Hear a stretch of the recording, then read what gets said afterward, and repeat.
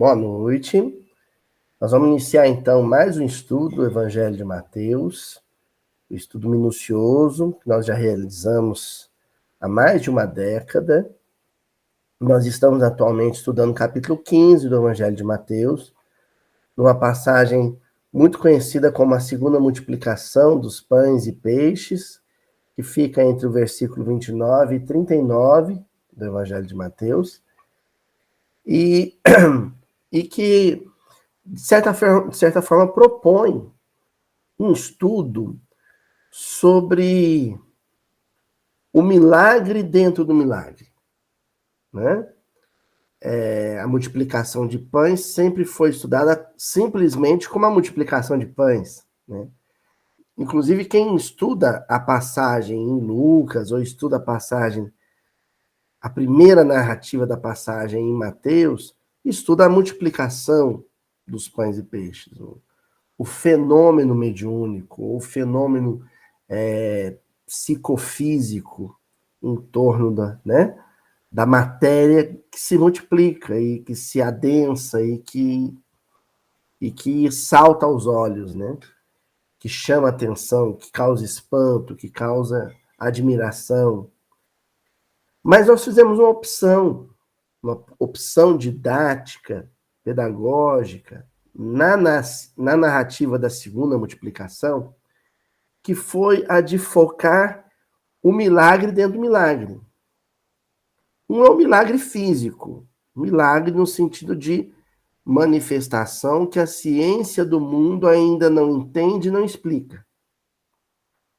Mas existe o milagre moral, um milagre psicossocial, o milagre espiritual, que não é a multiplicação de pães, mas a divisão dos pães, o compartilhamento dos pães.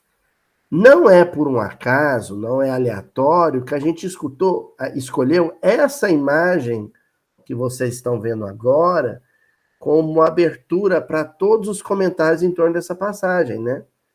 Porque é uma imagem de Jesus partilhando um pão ázimo com que possivelmente é um jovem ao seu lado, né? Numa mesa simples, rústica, um pão simples, mas sendo partilhado, sendo dividido, sendo compartilhado. Então, essa foi a nossa opção, né? De eixo temático, de eixo de norteamento do nosso estudo. Nas últimas semanas, a gente até viu a questão do quão diminuto é o ensinamento, né? Um grão de mostarda, né? Mas a ideia é essa, porque é um ensinamento tão simples, é um gesto tão simples, tão significativo, mas que teve um desdobramento futuro tão grande, tão maravilhoso, que esse pão continua sendo multiplicado e repartido até hoje, né? Aquele primeiro gesto de Jesus de pegar o pão, dividir e alimentar, né? O pão que alimentar um, passou a alimentar 3, 4, 5, 6, 7, 8. E quantos pães, posteriormente, não foram partilhados em nome de Jesus, em memória de Jesus? Porque Jesus partiu esse primeiro pão.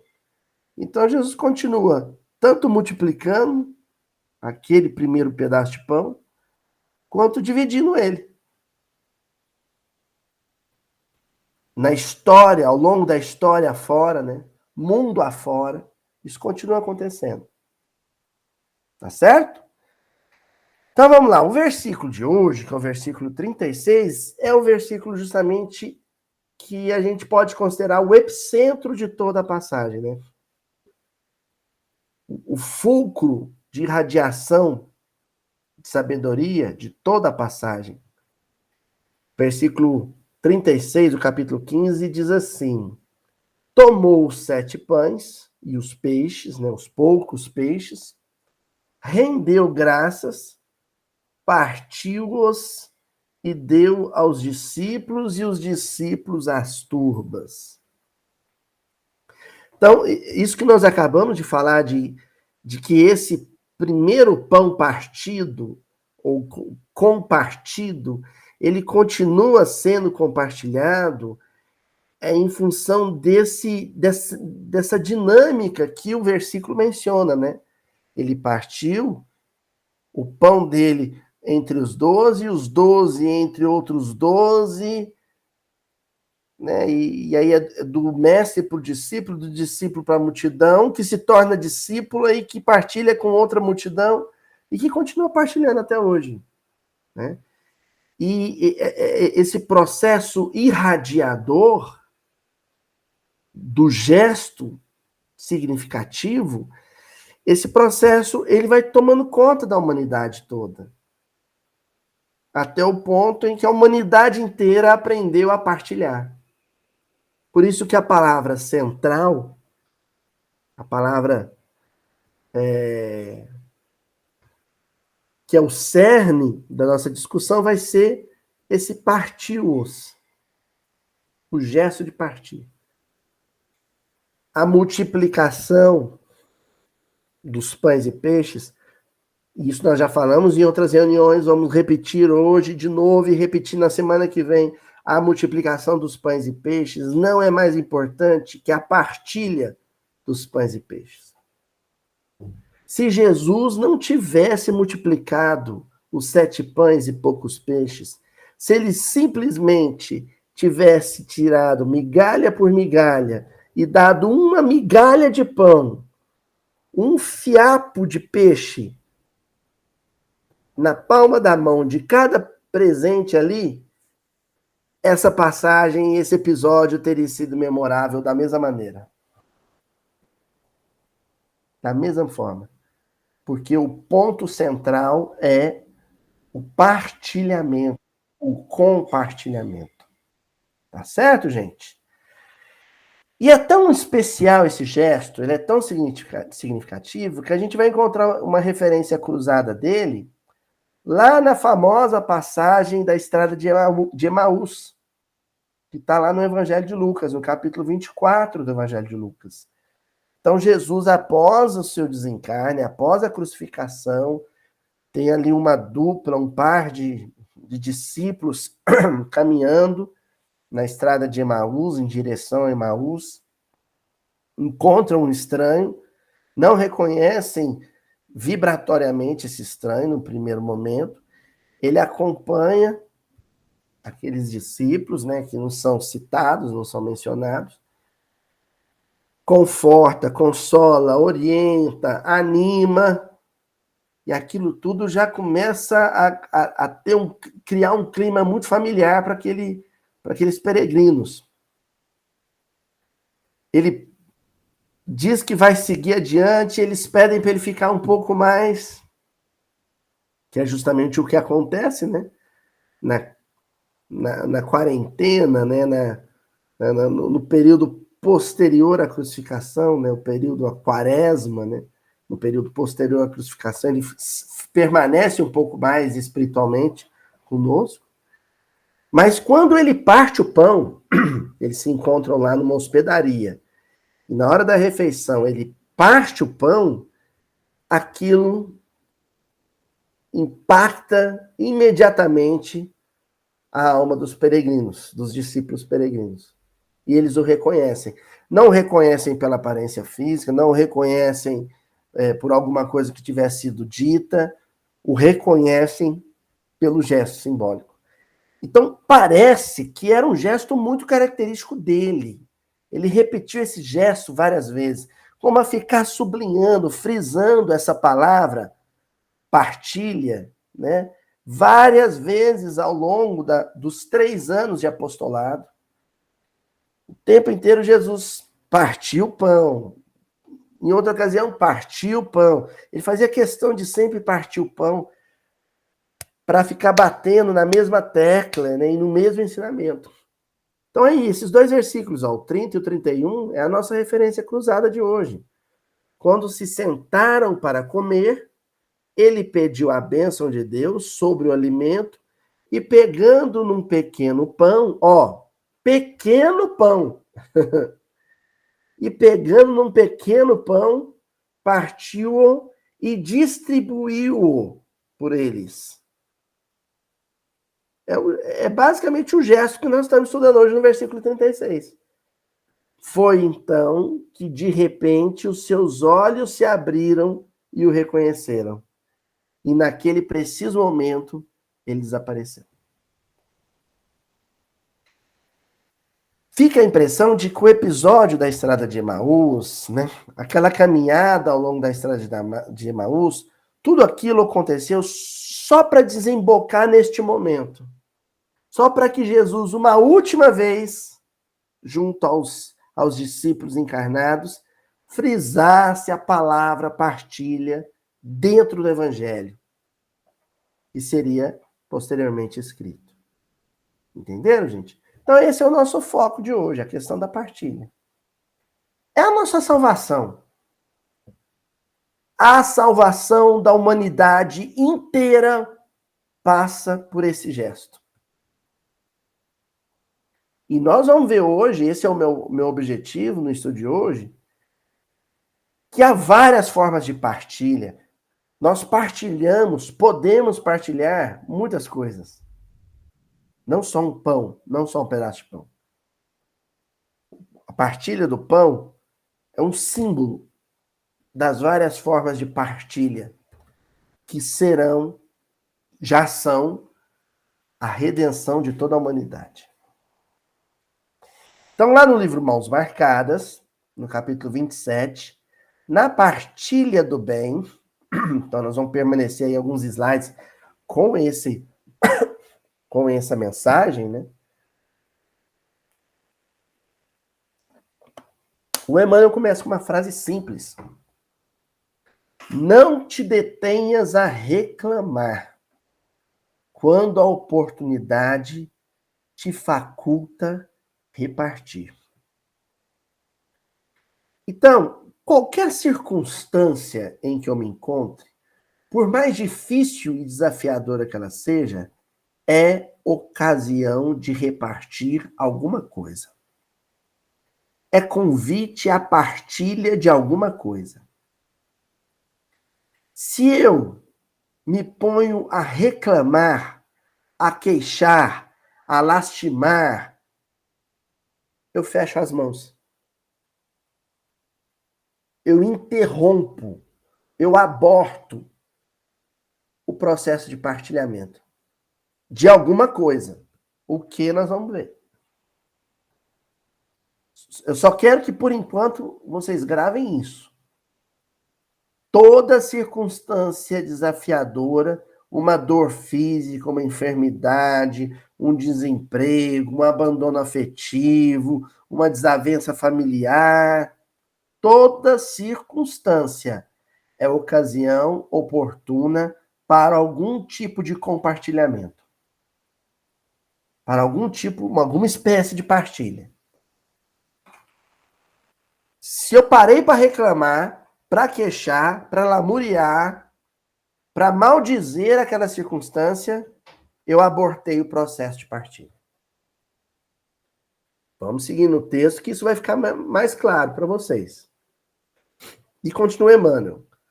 Muitos estimarão a largueza da praça, deitando cáustico verbal sobre aqueles que se elevaram à responsabilidade da evidência pública, ou fabulando negativamente em torno das ocorrências do dia, sem perceber que poderiam converter o próprio tempo em amparo aos semelhantes.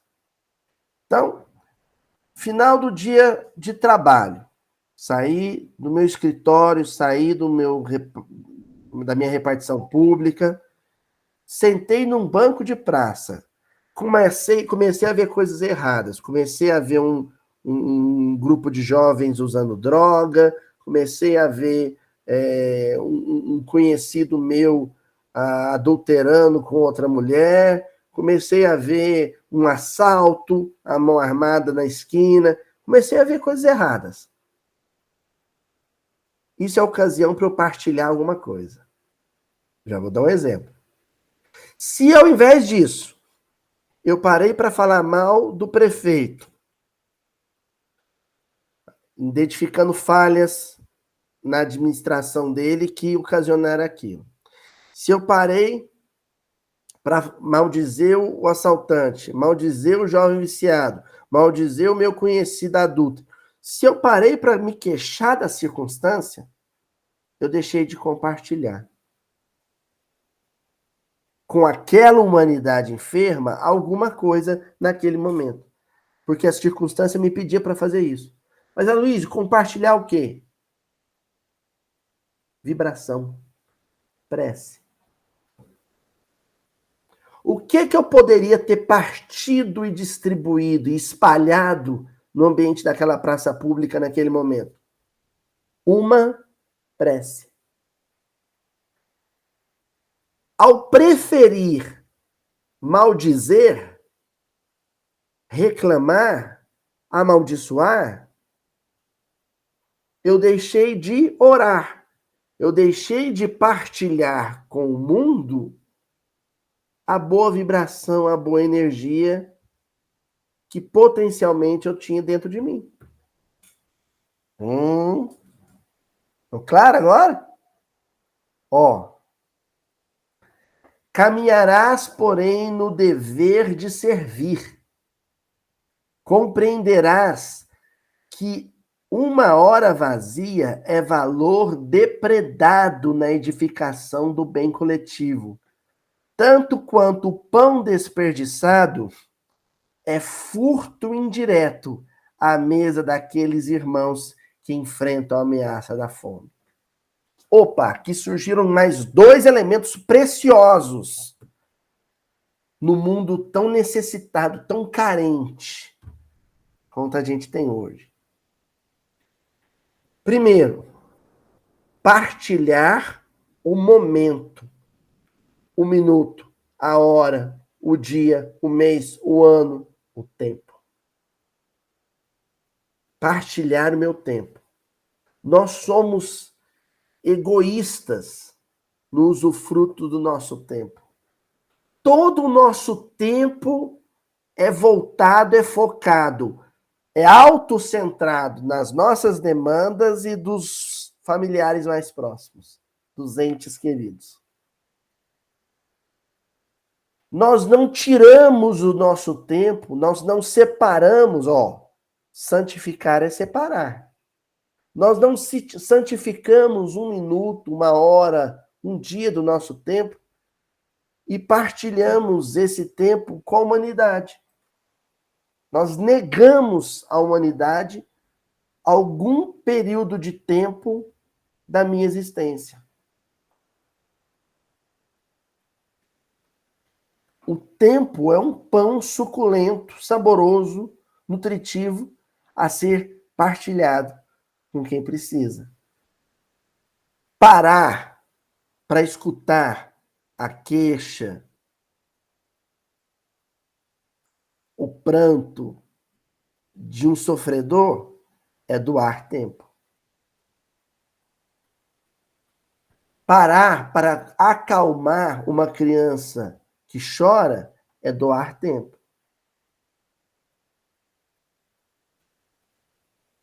Parar para ler um bom texto e aprender algo novo que em algum momento eu aplicarei em benefício dos outros é doar tempo. E além do tempo, o texto está dizendo aqui, olha, o pão, e esse pão aqui é simbólico também, porque ele simboliza conforto. O pão, o prato de sopa, né, o medicamento, a roupa, a terra, que eu não divido, que eu não distribuo, que eu não partilho com o outro, que eu acumulo, que eu trago para debaixo das minhas asas, assim, digo, é meu. Essa noção equivocada e adoecida de noção de propriedade privada que nós cultivamos hoje, né? Porque, no fundo, a gente não é dono de nada, né? É um tipo de crime. E não sou eu que estou dizendo, é o Emmanuel aqui, ó. tanto quanto o pão desperdiçado é furto indireto. O pão desperdiçado aqui é o pão acumulado, o pão que eu vou guardar só para os meus. Que podia estar sendo partilhado. É furto indireto. Quem acumula bens, olha, notem bem, quem acumula bens, fortunas, ou os aplica em futilidades, em luxo, em excessos, furta esses bens indiretamente de quem não tem. Ou seja, além de não partilhar, o Emmanuel está dizendo que você toma. Em outras palavras, o excesso que sobra no meu prato está faltando no prato de alguém. E ele continua nesse mesmo texto. Reconhecerás que a obrigação de repartir é lei universal para todas as criaturas. Olha, obrigação de repartir. O Emmanuel apresenta isso como um compromisso moral. Uma obrigação, um dever moral. Que está no estatuto do universo, na lei do universo.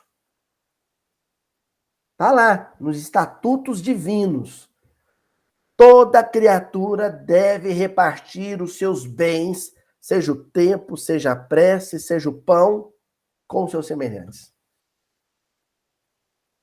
E ele vai dando exemplos de como forças da natureza seguem esse estatuto, essa lei, esse código divino, essa norma divina. E começa citando o sol. Reparte o sol os benefícios de suas forças. Reparte a fonte os donativos de suas águas. Divide igualmente os teus recursos, quaisquer que eles sejam, para multiplicar a felicidade comum.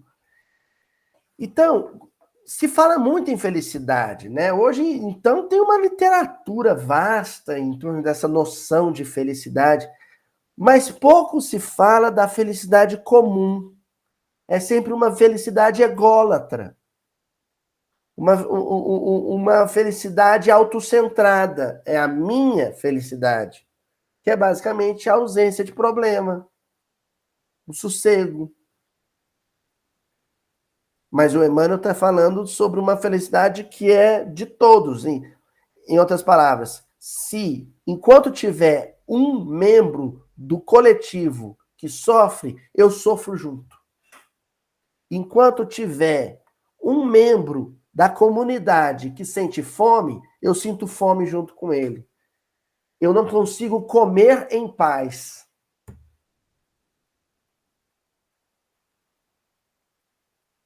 Enquanto tiver uma criança na minha comunidade que tem uma refeição no dia, ou nem isso, eu não consigo ter as minhas 4 ou 5 refeições do dia tranquilamente.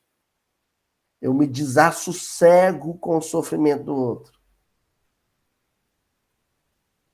E esse desassossego me mobiliza, me projeta a fazer o quê? Partilhar. Repartir.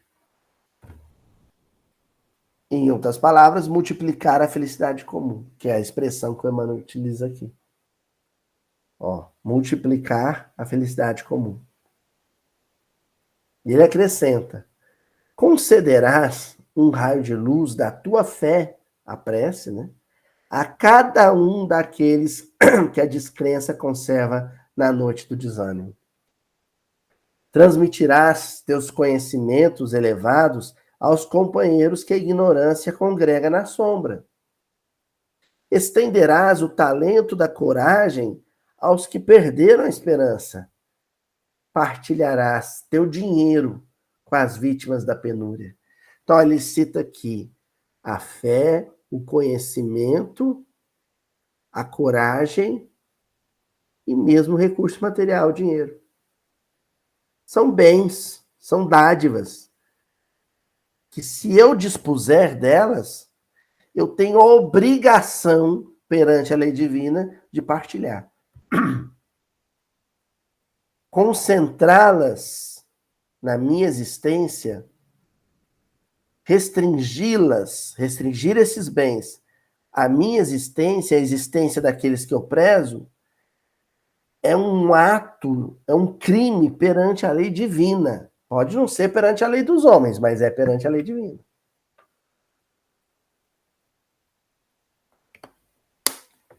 Certo? Prosseguindo.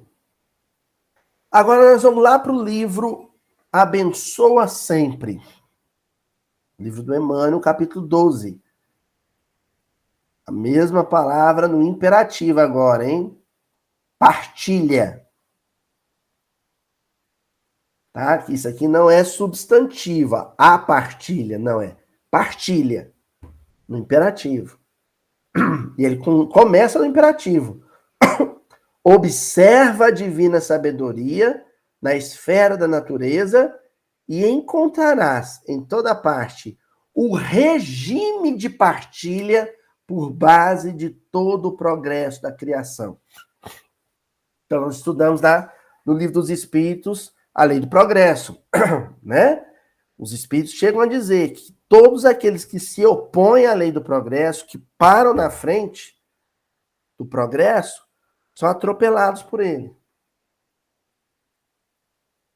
Progresso comum, progresso coletivo, progresso humano. Ora, o fundamento desse progresso é a implantação na consciência humana de um regime de vida, de um sistema de vida, que o Emmanuel chamou aqui de regime de partilha. Olha só, o nosso regime de vida, o nosso sistema de vida é o da acumulação. Acumulação de bens. A gente vive em função da acumulação de bens. A gente trabalha para acumular bens, para ter bens. O Emmanuel propõe alguma coisa aqui que é subversiva. Ele propõe um gesto subversivo, ou seja, que subverte a ordem, que inverte a ordem, que vira ela do avesso. Ele propõe um regime de partilha. Ele propõe uma sociedade em que as pessoas vivam para partilhar. O objetivo, o foco da pessoa é partilhar, é dividir. Então não tem aí os mega empresários, os heróis da sociedade, né? Os heróis da sociedade que são aplaudidos em congressos, em eventos, né? Que é o pessoal que prega poupança, né? Que prega a poupança. Ó, você, do 0 ao milhão, né? Da moedinha número 1 do tio Patinhas ao cofre. Esse é o regime de vida que eles defendem. E são admirados porque foram bem-sucedidos nesse regime de vida. O Emmanuel está falando, não, o que vem por aí, né? O que a divina sabedoria propõe é um regime de partilha. É o inverso. É você, como Francisco de Assis, nascer com 1 milhão e terminar sem um tostão. Inicia a vida com 10 milhões de reais, termina ela com R$1. Alguém vai ter que te enterrar, porque você não tem onde cair morto. É isso que ele está propondo. Aos olhos do mundo é um fracassado, né? O cara que dilapidou a própria fortuna, né? Não é assim? Dilapidou a própria fortuna. Há uma diferença entre dilapidar a própria fortuna com gastos pessoais, com excessos pessoais, com prazeres pessoais, e dilapidar a própria fortuna, promovendo, né, a socialização desses bens com quem não tem.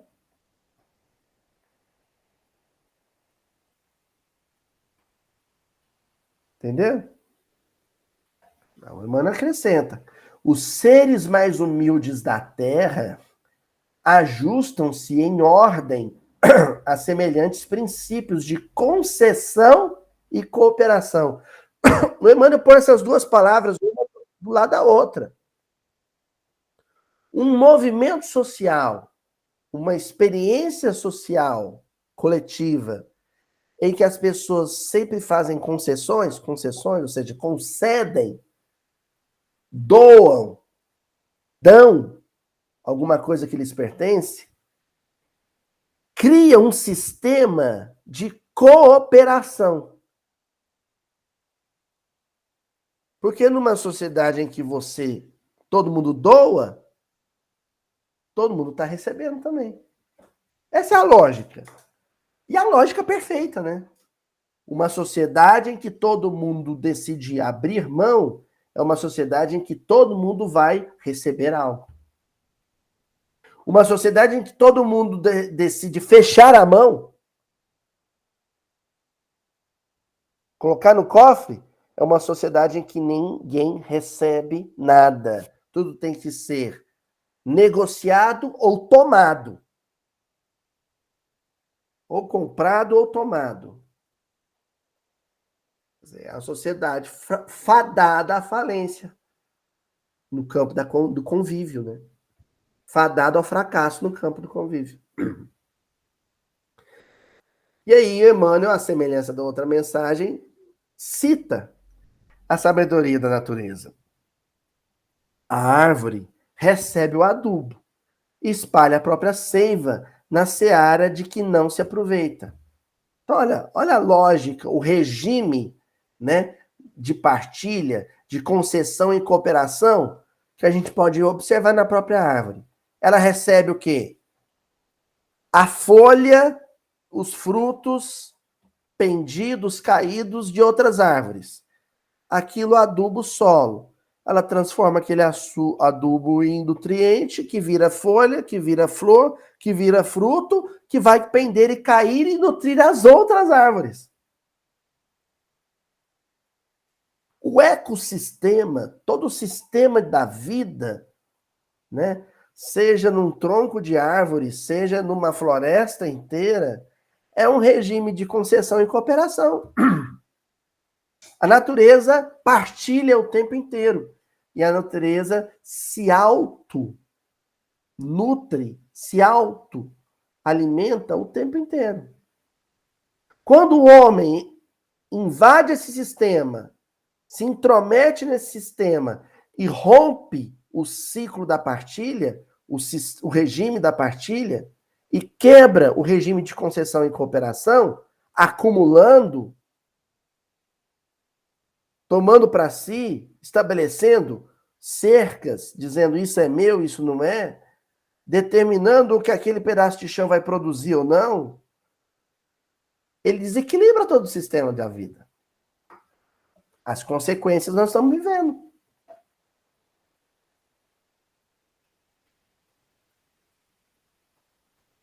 Luiz, e como é que a gente percebe que a humanidade está seguindo esse caminho equivocado? Do convívio familiar. Ninguém sabe repartir nada em casa.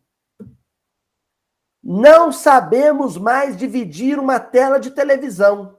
Cada quarto tem uma. Eu me lembro de quando tinha um único aparelho de TV na casa, né? Em que aquilo tinha que ser dividido, negociado, havia uma negociação. Qual canal, o que vai assistir, e acabava havendo um consenso e as pessoas assistiam juntas. Hoje, cada um assiste o que quer, no cômodo que quiser. Não existe mais a partilha do espaço, a partilha do tempo. Não existe mais. O que trouxe o fracasso desse sistema de vida de partilha o excesso de conforto, né? A abundância. Tem demais, não precisa mais partilhar. A abelha recolhe a essência e fabrica o mel, com que regala os outros. Então a abelha vai lá, as flores partilham seu pólen, as abelhas recolhem esse pólen, produzem o mel, esse mel nutre a colmeia e nutre também as nossas casas, os nossos pratos. E ainda na mesma mensagem, cada animal absorve certa percentagem de elementos do meio que lhe é próprio, devolvendo-a transfigurada em utilidade.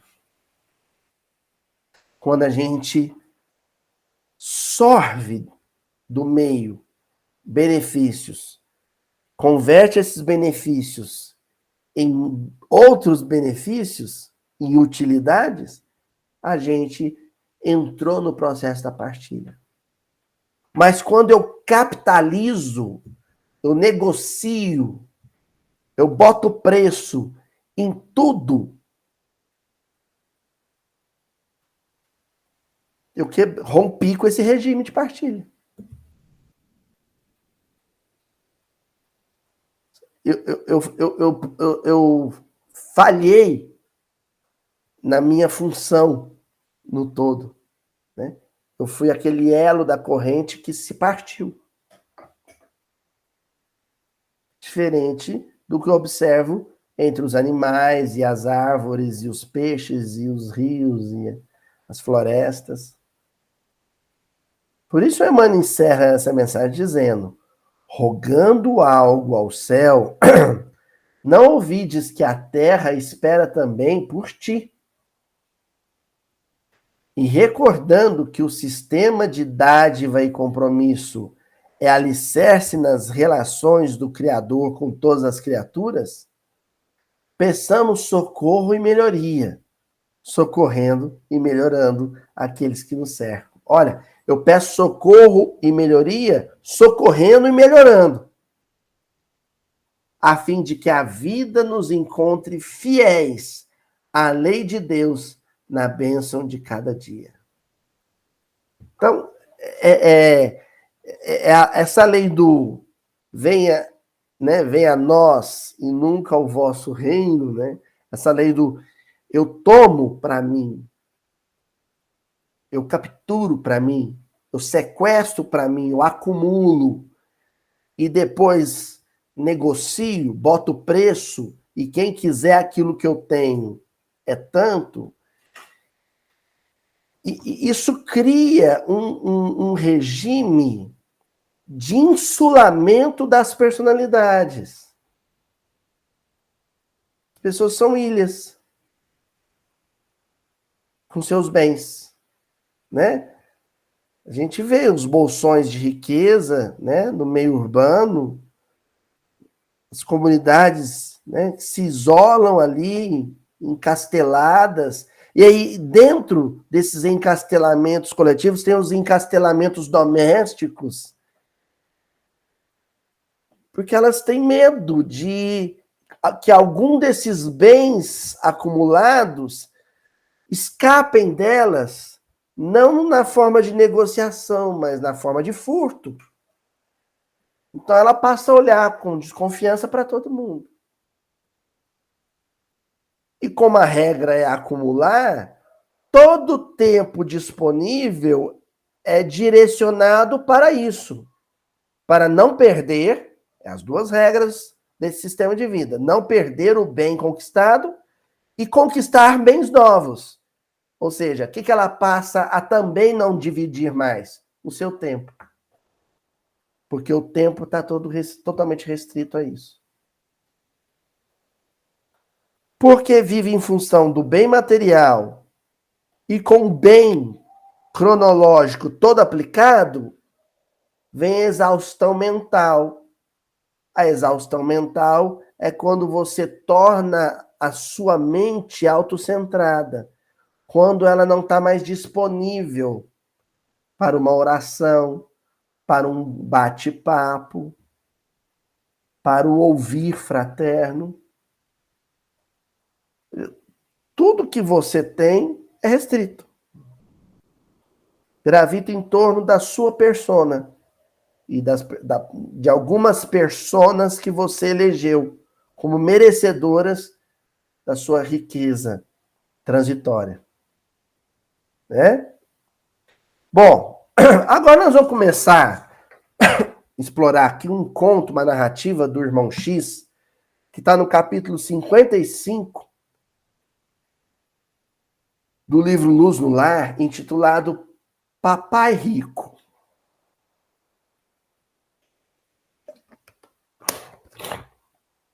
Quando eu não partilho, quando eu não parto o pão, quando eu só acumulo pão, pensando nos meus, e isso se torna um modelo de regime de vida que os meus filhos assimilam, como é que eles vão lidar com esses bens depois que eu não os possuir mais? A pergunta que eu faço só com o título da narrativa. Então, o irmão X conta o seguinte: conheci Cantídio Pereira em pleno fastígio econômico. 2 fazendas na gleba fluminense e grande conjunto residencial em formosa praia do Rio. Gostava de carros e viagens, diversões e aperitivos. Então, o irmão X, antes de desencarnar, Humberto Campos, né? Antes de desencarnar, conheceu um sujeito, esse aqui é um pseudônimo, óbvio, né? Um sujeito chamado Cantídio Pereira. E ele conheceu esse sujeito no Rio quando ele estava no auge da sua riqueza, na plenitude do seu conforto material. Tinha 2 fazendas, tinha condomínios residenciais, né, casa de praia no Rio de Janeiro, tinha carros, viajava muito, ia a festas e bebidas caras. Então ele vivia em função disso. Ele encontra esse sujeito no plano espiritual e percebe uma coisa, né? Agora eu vou narrar o que não está aqui, o que eu não selecionei para o slide, né? Ele percebe uma coisa, que ele estava mal vestido. Um mendigo. Bert Campos nota aquilo, né? O Cantídio fica constrangido e fala, ó, não pergunta nada. Eu vou te contar o que aconteceu. Tão logo cerrei os olhos, a paixão do dinheiro endoideceu minha gente. Assim que ele desencarnou, a paixão do dinheiro deixou a família dele, a gente dele, louca, doida. E interessante, né? E o Humberto Campos, que tem esses cuidados na narrativa, né? De usar o termo paixão do dinheiro. Porque a palavra paixão vem do grego pathos. Paixão é uma palavra derivada da raiz pathos. Pathos é o sentir mal. É a doença, é a enfermidade. Daí patologia, a alopatia. Então, a relação com o dinheiro, essa relação com o dinheiro que nós vamos ver descrita na narrativa, é uma relação patológica. Quem foca a vida em conquistar, em acumular dinheiro, né? Porque conquistar bens você compra, né? Com dinheiro.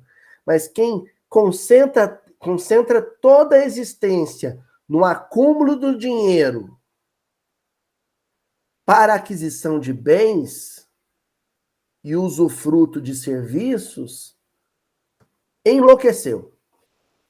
É loucura. É loucura. falando isso como um alerta grave.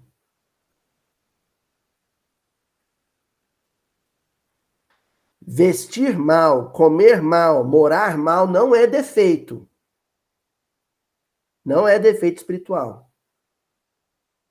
Mas viver em função de comer bem, vestir bem, morar bem, pode ser, e quase sempre é, sintoma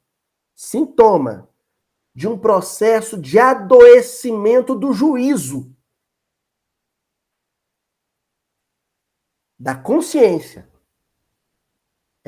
Vão vendo aí o que ele vai narrar, hein? Então vamos ver o que foi esse enlouquecimento da família em função do dinheiro. Ele tinha 4 filhos, né? A Linda, a Eunice e o João e o Leonardo. Acho que isso, João e Leonardo, ou João e Ricardo, uma coisa assim. Acho que os próximos slides vai falar. 4 filhos, 2 meninas e 2 rapazes. Era a vida deles, eram esses filhos. Então, muito que ele fazia era pensando em deixar os filhos confortáveis. Eu trabalho muito para que quando eu me vá, os meus filhos estejam todos bem, né? Tranquilos, com a vida financeira tranquila. Eles só vão ter que administrar o que eu deixar para eles. Vamos ver então o que aconteceu. Ó. Linda e Eunice, 2 irmãs, começaram a rixar em nossa casa pela posse de alguns pratos de porcelana chinesa. Não pelo valor afetivo que assinalavam, mas pelo preço a serem vendidos na feira de antiguidades. As 2 irmãs começaram a brigar, ele tinha mal fechado o olho, hein? E elas começaram a bater boca por causa de um conjunto de porcelana que tinha na casa, porque elas queriam... Começaram a brigar, ó, vale tanto, não, vale isso, vale aquilo, vão vender num antiquário tal, outra, não, acho melhor vender no outro, e começaram a brigar por causa do valor monetário de um jogo de porcelana. Porcelana, aquele negócio que se você esbarrar... Porcelana, aquele negócio que se você deixar perto do Chico, do meu filho, já era. Deixa perto do Chico pra você ver o que acontece. Cacos de porcelana. É o que você vai ter. Continua. Eduardo e João, ó. Lembrei. Os outros 2.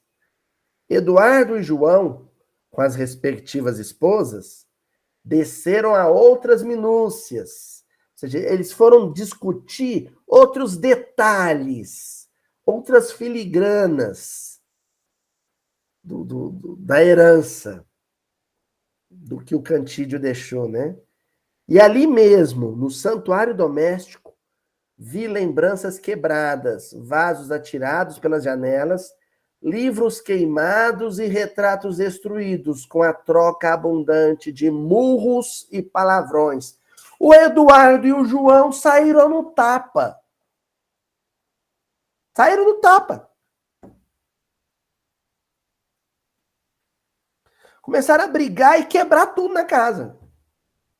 Um falava, você não vai ficar com isso. Não, você que não vai ficar. Ó, aqui, ó, que eu faço com o que você quer. Quebrava o prato. Aqui, você quer esse livro? Aqui, ó, punha fogo nele. Começaram a destruir porque seguiam aquele lema: se eu não vou poder ficar com tudo, então ninguém vai ficar com nada. Começaram a quebrar tudo. E aí mencionou as respectivas esposas e os esposos também, né? Olha, meus genros procuraram meus filhos com pesadas reclamações, afirmando-se injuriados, exigiam adiantamento sobre a herança. Então, os maridos das meninas, da Eunice, né, procuraram o Eduardo e o João e falaram assim, e aí, ó, cadê o nosso? Cadê o nosso? Tem que dividir tudo igualzinho aí, hein? É um tipo de partilha que não tem nada a ver com a partilha que Jesus propôs, né? A partilha que Jesus propôs é aquela em que o prazer, a alegria é o dar. A partilha desse episódio aqui, o prazer é o ter, é o tomar, é o ganhar, é o pegar. Nunca recebi dos meus o favor de uma prece realmente sincera, nem o socorro de um só pensamento de gratidão. Olha aí o que eles não sabiam partilhar. Não sabiam partilhar nem o próprio tempo, nem a própria oração. Com o Pai. Com o Pai. Possivelmente porque eles nunca viram o Pai separar um tempo da sua vida para fazer uma oração para um amigo, né? Ou fazer um comentário feliz sobre um familiar. Eles sempre viram o Pai dedicar cada minuto, cada segundo da sua vida ao acúmulo de bens. Então eles, os 4 filhos, tão envolvidos na negociação da herança, que não pararam para fazer uma oração para o próprio pai que havia desencarnado. Não sabiam fazer isso. Não foram preparados para isso. Olha, nunca recebi dos meus o favor de uma prece realmente sincera, nem um socorro de um só pensamento de gratidão, já lemos. No fundo, colhi o que semeei. Olha, o cantídio no plano espiritual, só no plano espiritual que vem esse tipo de, né, de insight. No plano espiritual, você olha, mas não fica com dó de mim não, irmão X, porque eu só colhi o que semeei. Os meus filhos eram espelhos refletindo o meu regime de vida, o meu sistema de vida. Eles cresceram assim. Eu só ensinei a eles como serem prósperos. Eu só ensinei a eles como lutarem, brigarem com unhas e dentes pelo que eles achassem que era bem material, financeiro, monetário. Então eles não sabem fazer outra coisa. Eu não ensinei. Acima da riqueza moedada, deveria colocar o trabalho e a educação, a fraternidade e a beneficência. Então, olha só. O que nós já falamos várias vezes aqui, estamos repetindo, é que quando Jesus propõe a partilha, ele está dizendo assim: existe uma demanda, uma necessidade material. Ela é real, ela é concreta. Mas ela precisa ser secundária na nossa vida. Ela é secundária. Ela vem depois. Ela é menos importante. Por isso que ele diz, acima da riqueza moedada, acima dos bens materiais, existe um processo de educação do psiquismo para a fraternidade e a beneficência.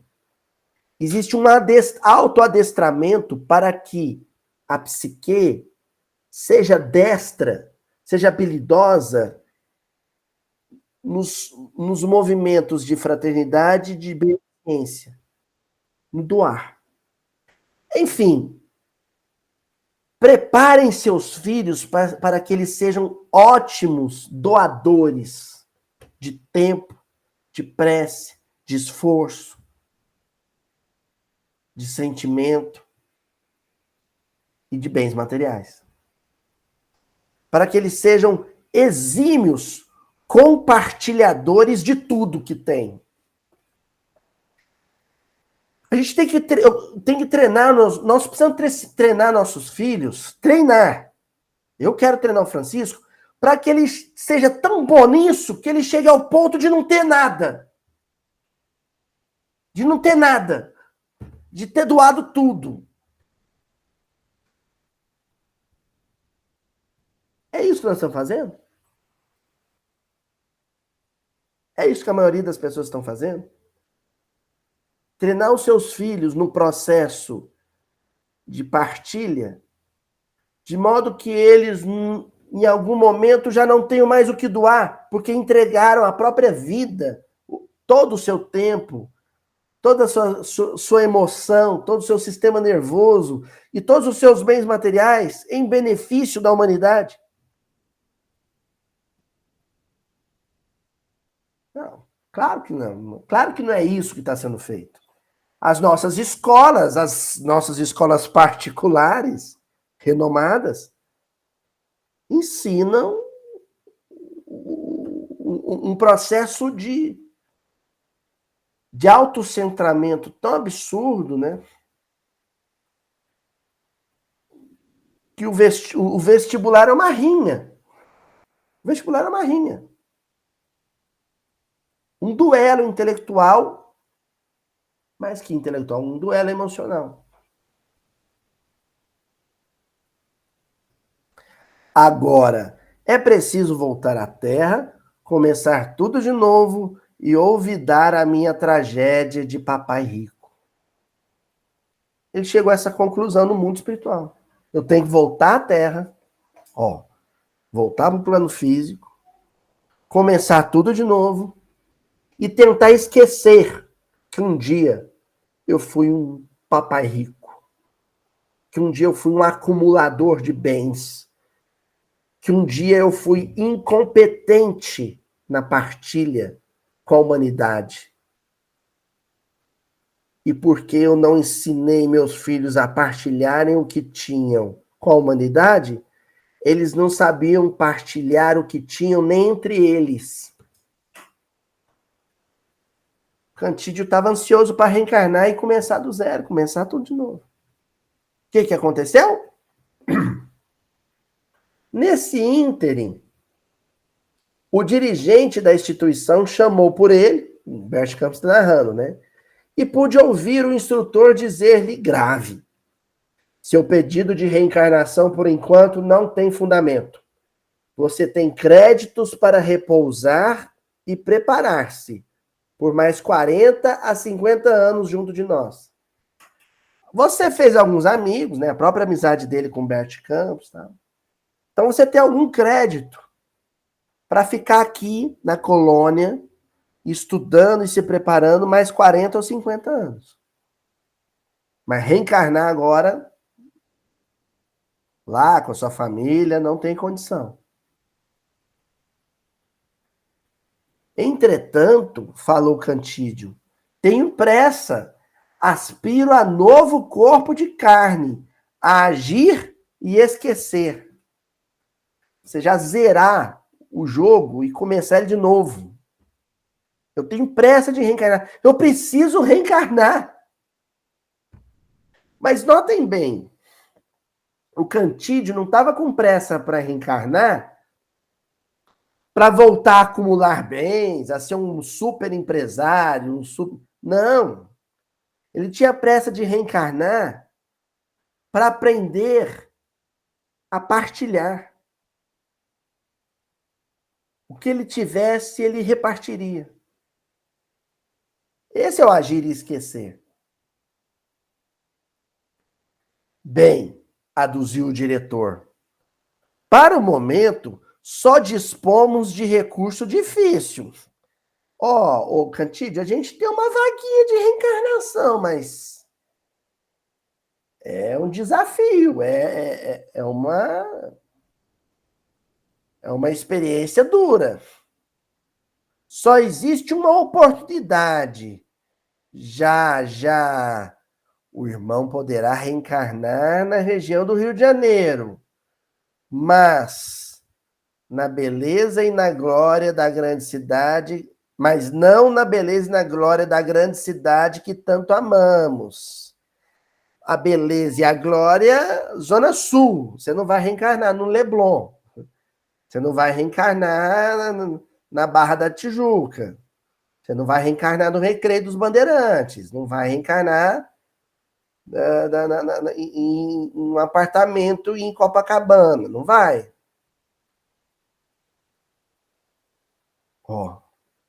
Mas sim entre os filhos de um casal de idiotas, lembrando que na época da publicação do livro O idiotas aqui era um termo muito comum para se referir a casais portadores de necessidades especiais no campo intelectual, pais com limitações no campo intelectual, no antigo Morro dos Cabritos, uma favela.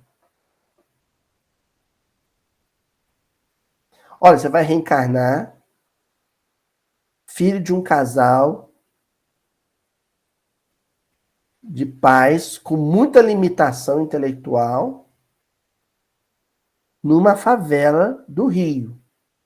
Quer pegar ou largar? Ou seja, você vai reencarnar para aprender a partilhar, não tendo o que partilhar. Ó, a proposta é essa. Você vai reencarnar numa circunstância de vida para aprender a partilhar, não tendo o que partilhar. Isso é tão forte, gente, que vocês devem ter visto muitas matérias de televisão, às vezes, numa comunidade periférica, numa comunidade marginalizada, uma comunidade muito pobre, 2 barracos, um em frente ao outro, que dividem o mesmo botijão de gás.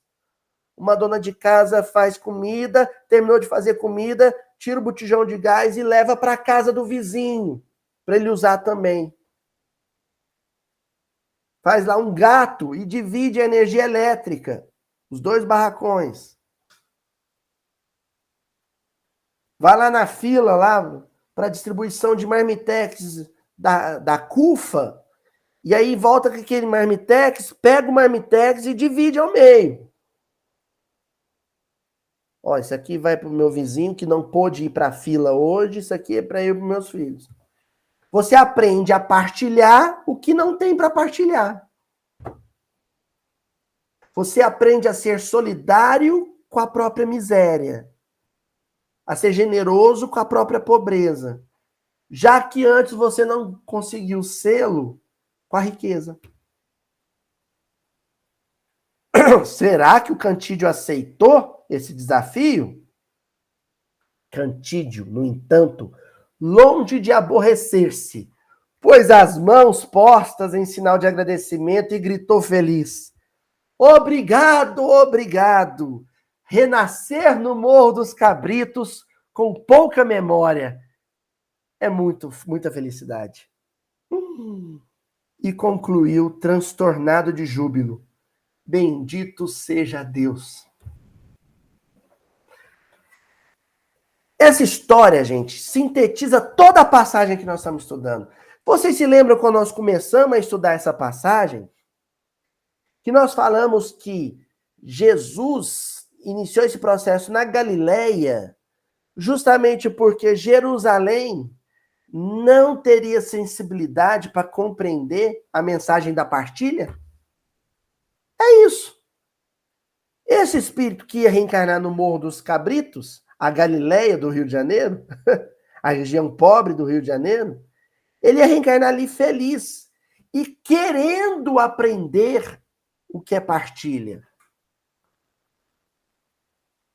Disposto a aprender o que é partilhar, o que é dividir. Tendo que dividir um ônibus às 6 horas da tarde, um ônibus onde cabe 80, ele tem que dividir aquele ônibus com 200. Em pé ali, né? Um ônibus coletivo, voltando para a comunidade, dividindo o espaço diminuto de um ônibus apertado. E está feliz. Porque vai reencarnar na Galileia e aprender a partilhar, tendo pouco. Aprendendo a partilhar 7 pães e alguns peixes. Nós encerramos hoje com a frase de Emmanuel: aprendamos a dividir a própria felicidade para que a felicidade dos outros se multiplique. Dividir tudo. Dividir meu tempo, dividir meu ouvido, dividir minha atenção, dividir meu sentimento, dividir minha roupa, dividir minha casa, dividir minhas terras, dividir meu alimento, dividir meu entendimento, dividir meu coração. Até a semana que vem. Beijão para todo mundo.